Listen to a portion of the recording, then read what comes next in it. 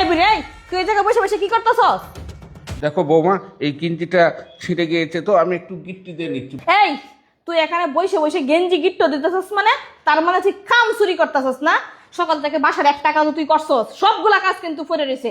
আর এই তোর এই গেঞ্জিটা না আমি কয়দিন আগে এনে দিলাম, তুই গেঞ্জিটা বসে বসে টাইনে টাইনে ছিটতেছস না নতুন গেঞ্জি পাওয়ার আশায়। না না না, তোকে গেঞ্জি আমি কিনে দিব না। এই কয়টা বাজে? কয়টা বাজে? বেলা 2টা বাজে, আর এখন পর্যন্ত তুই তোর ছেলের খাবারটা নিয়ে যাস নাই। তোর ছেলে কি খাবে? ও তোর ছেলে তো ইনকাম করে করে আইনে বসায় বসা তোকে খাওয়াইতেছে না? তুই খাবারটা পর্যন্ত অফিস পর্যন্ত নিয়ে যেতে পারস না? যা খাবারটা নিয়ে যা, যা বলছি। দাও বৌমা, আমি এক্ষুনি নিয়ে যাচ্ছি বৌমা। যাবি আর আসবি, আইসে কিন্তু বাসার অনেক কাজ আছে, কাজগুলো করতে হবে। যা। ঠিক আছে বৌমা, আমি এসে সব বাসার কাজ করে দেবো। খাম সুরার খাম সুরা। জনি বন্ধু, আমাদের জাপানের প্রজেক্টটা কিন্তু 90% কমপ্লিট হয়ে গেছে। তোমার খাবার আরে বাবা। তুমি তুমি অফিসের ভিতরে কিভাবে ঢুকলা? ব্যাপারটা তো আমি বুঝলাম না। তোমাকে না 100 দিন আমি বলছি তুমি গেটে খাবার দিয়ে যাবা, ওখান থেকে আমাকে এখানে খাবার দিয়ে যাবে, আর তুমি অফিসের ভিতরে ঢুইকা আমার নাম ধরে ডাকতেছ। এই তোমার মাথার বুদ্ধি শুদ্ধি কি সব চলে গেছে নাকি? এখানে সবাই আমাকে স্যার বলে ডাকে, স্যার। তুমি আমাকে স্যার বলবা, স্যার। হয় বেটা থাম, উনি মুরব্বী মানুষ, ভুল করে চলে আসছে, তুই এরকম ব্যবহার করতেছিস কি লিগা? এই লোকটা কে? আরে বন্ধু বলিস না, এই লোকটা হচ্ছে আমার বাসার পুরানো একটা কাজের লোক, আর একে বেশি লাই দিয়ে ফেলছি তো এই জন্য আমার মাথায় উঠে গেছে। দেখোস না বন্ধু, মুখে যা আসতেছে তাই বলতেছে। আরে বেটা থাম, এরকম একটা লোক অনেক অভিজ্ঞ কাজের লোক তোর বাড়িতে যা আসে, প্রতিদিন যে খাবার নিয়ে আসে, এটা তো তোর বেটা সৌভাগ্য। আমি দেওস না আমার শরীরে কিরকম হয়ে গেছে বেটা হোটেলের খাবার খাইতে খাইতে। এরকম একটা লোক আমার খুব দরকার। কাকা, আপনার স্যালারি কত দেয়? মানে ছেলার ইচ্ছার। আরে কাকা, আপনি ইয়ে মানে করতেছেন কে লিগা? এই জনি থাম তো, ওনার স্যালারি দিয়ে তুই কি করবি? আর আর তুমি শোনো, কি একটা জামা কাপড় পরে তুমি এখানে আসছো, সিরা জামা, সিরা গেঞ্জি, আর শরীর থেকে তো গন্ধ আসতেছে। শোনো, এত কিছুর পরেও তুমি এখানে দাঁড়িয়ে আছো, তাই না? আরে বেটা দাঁড়া, এরকম কিল্লিকে স্যালারির কথা জিগাইতাছি। আমার এরকম একটা বিশ্বস্ত লোকের খুবই দরকার। আমি অনেক জায়গায় খুঁজছি কিন্তু কোথাও পাইতেছি না। আর এই যে মুরব্বীরে দেখে আমার খুবই ভালো লাগছে বেটা, তোর লেগে যে প্রতিদিন খাবারটা নিয়ে আয়ে, আমারও যদি এরকম একজন হইতো তাহলে আমারও লেগেও তো প্রতিদিন খাবারটা নিয়ে আইতে পারতো। আর শোনো, তোমার কি কোনো আক্কল জ্ঞান নাই? কোনোদিন কি আক্কল জ্ঞান হইতো না? আর কি সিরা জামা কাপড় পরে তুমি অফিসের ভিতরে ঢুকো? আমি 100 দিন তোমারে বলছি তুমি অফিসের ভিতরে আসবা না, তুমি গেট থেকে চলে যাবা, আর তুমি অফিসের ভিতরে এসে দেন দেন করে তাকাই আছো। তোর লেগে যে প্রতিদিন খাবারটা নিয়ে আয়ে, আমার যদি এরকম একজন থাকতো তাহলে তো আমার জন্য প্রতিদিন অফিসে খাবারটা নিয়ে আইতো। কাকা, আপনার কাছে কোনো পরিচিত লোক আছে যে আমার এখানে কাজ করবে? আমি তাকে ভালো টাকা বেতন দিব। না ছাড়, আমি বেতনের জন্য এই কাজ করি না ছাড়। আমি দীর্ঘ 25 বছর ধরে এই ছাড়ের বাসায় কাজ করি স্যার।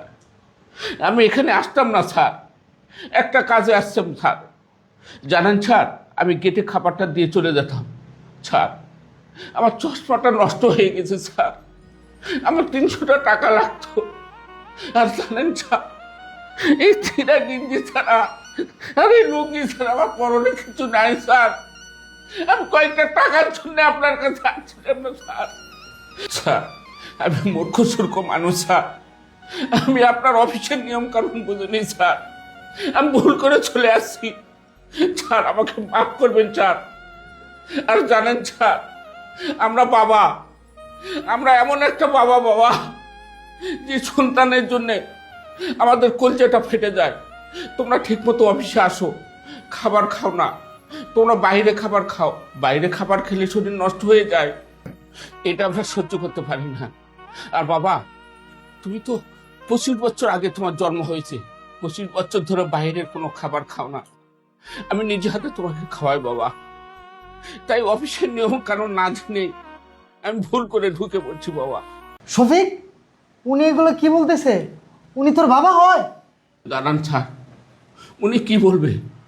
ওনার বয়স যখন 6 মাস তখন ওর মা মারা যায়। আমরা কৃষক মানুষ স্যার, আমরা রোদে পায়ে কাজ করি, আর আমার এই সন্তানটাকে মানুষ করছি। জানেন স্যার, এই সন্তানটাকে মানুষ করতে গিয়ে আমি নিঃস্ব হয়ে গেছি স্যার। আমার সয় সম্পদ এমনকি সব কিছু হারিয়ে ফেলছি। তাকে শিক্ষিত করেছি স্যার। আমি তার বাসায় 25 বছর যাবত স্যার আমি কাজের লোক হিসেবে আছি। আমি কোনোদিন তাকে কোনো কষ্ট পাইতে দিইনি। আর স্যার বলছিলাম না, ওর যখন বয়স 6 মাস তখন ওর মা মারা যায়।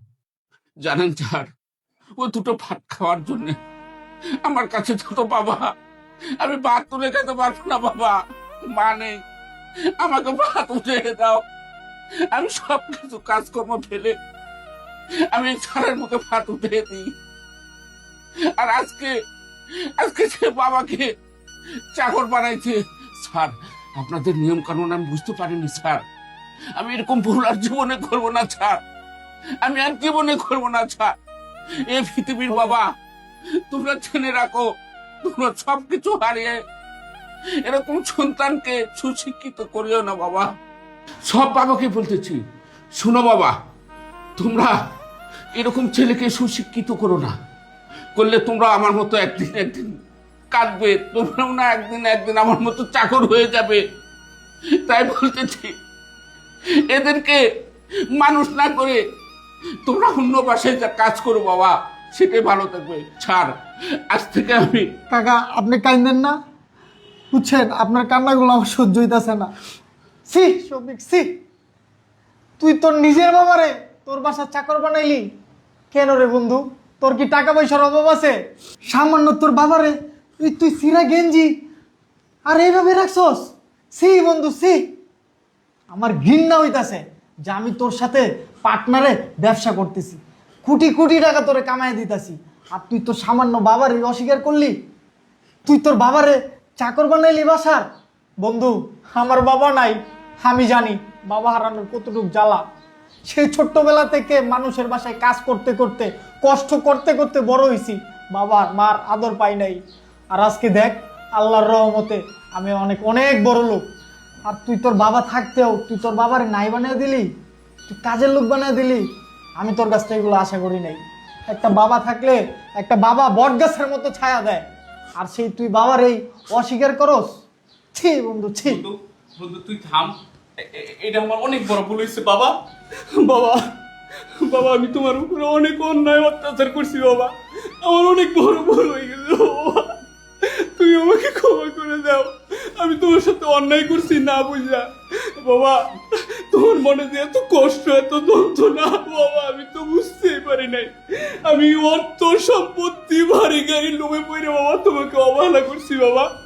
আজকের পর থেকে আমি কোনোদিন আর অবহেলা করবো না বাবা। তুমি ভুলে যাও সব কিছু। তুমি আমার মা, তুমি আমার বাবা। আমার মা তো ছোটবেলায় মারা গেছে, এখন এখন তুমি বাইচে আছো বাবা। তুমি সব ভুলে যাও আমার বাবা, সব। চুপ করো শফিক, চুপ করো। আমরা বাবা, আমরা যদি সন্তানদেরকে না ক্ষমা করি তাহলে তাহলে তোমরা কোথায় যাবে? বাবা, তোমার কাছে আমি অনুরোধ করতেছি এবং পৃথিবীর সন্তানদের কাছে অনুরোধ করতেছি, তোমরা মানুষ হয়ে এই বুড়া বাবা মাকে ভুলে যেও না, এইভাবে কে যেও না। আল্লাহ তোমাদেরকে ক্ষমা করবে না।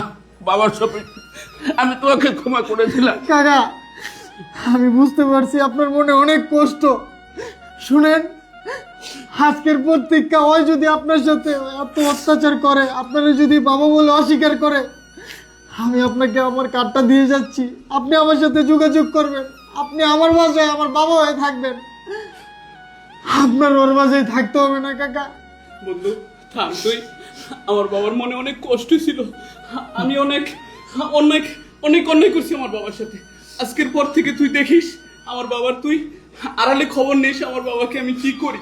ঠিক আছে? আমার বাবাকে আমার চেয়ারে বসায় রাখবো। আমার বাবা সবকিছু আমার দেখাশোনা করবে। আমি বাবার চাকর হয়ে থাকবো। বন্ধু, বাবা তুমি যে আমাকে ক্ষমা করছো, এতে আমি অনেক খুশি বাবা। এই ধরনের ভুল আমি আর তোমার সাথে কোনোদিনও করবো না বাবা। ঠিক আছে বাবা শফিক, তোমরা কাজ করো, জলে মন দিয়ে কাজ করবে। আমি বাসায় চলে যাচ্ছি। না বাবা, তুমি বাসায় একটা যাবা না। আমি জানি তোমার সাথে বাসায় কি হয়। বন্ধু, এই যে জাপানের প্রজেক্টটা আছে, তুই কমপ্লিট কর। আমি বাবাকে নিয়ে বাসায় যাচ্ছি। চলো বাবা, চলো বাবা, আমার সাথে চলো।